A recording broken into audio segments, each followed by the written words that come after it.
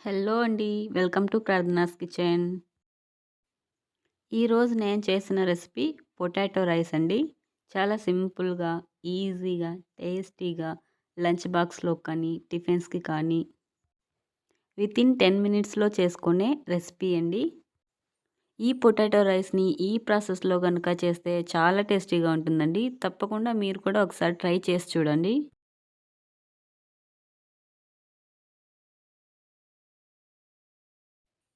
ఈ potato రైస్‌ను prepare చేసుకునేందుకు ముందుగా ప్యాన్ పెట్టుకొని, ప్యాన్ హీట్ అయిన తర్వాత 5 టేబుల్ స్పూన్ ఆయిల్ వేసి, అందులో కొద్దిగా హాఫ్ టేబుల్ స్పూన్ ఆవాలు, జీలకర్ర, హాఫ్ టేబుల్ స్పూన్ పోపు దినుసులు, 4 ఎండుమిర్చి, ఒక ఆనియన్, పెద్ద సైజ్ ఆనియన్ వేసుకొని మిక్స్ చేసుకోవాలి.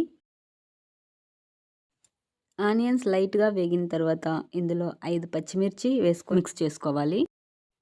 స్పైసీగా కావాలంటే ఎక్కువైనా వేసుకోవచ్చు. అలాగే ఇందులో కొద్దిగా కరివేపాకు వేసుకొని ఉడికించుకోవాలి. అలాగే చిన్న చిన్న ముక్కలుగా కట్ చేసుకున్న ఒక పొటాటో వేసుకోవాలి. పొటాటోను చిన్న చిన్న ముక్కలుగా కట్ చేసుకోవాలి. లేదంటే టైం ఎక్కువగా తీసుకుంటుందండి బాయిల్ అవ్వటానికి. అలాగే ఇందులో అల్లం వెల్లుల్లి పేస్ట్ వేసుకోవాలి.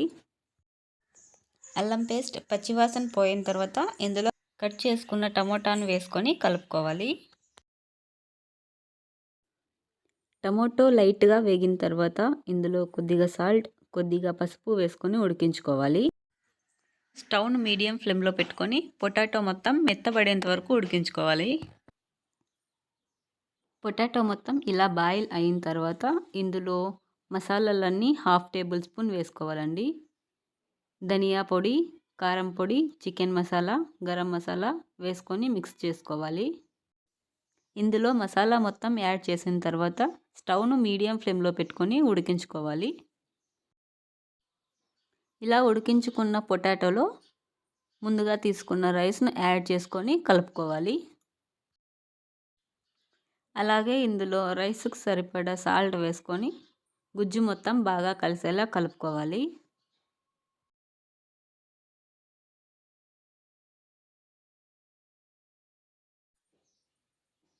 ఇలా రైస్ మొత్తం మిక్స్ చేసుకున్న తర్వాత ప్లేట్‌లోకి సర్వ్ చేసుకుంటే అంతేనండి. Easy recipe.